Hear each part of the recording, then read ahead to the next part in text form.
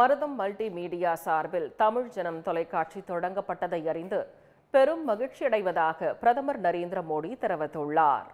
இது தொடர்பாக அவர் வெளியிட்டுள்ள வாழ்த்துச் செய்தியில், ஊடகத்துறையின் மாண்புகளை கடைபிடித்து தமிழ் ஜனம் தொலைக்காட்சி தரமான நிகழ்ச்சிகளை வழங்கும் என்று நம்புவதாக கூறியுள்ளார்.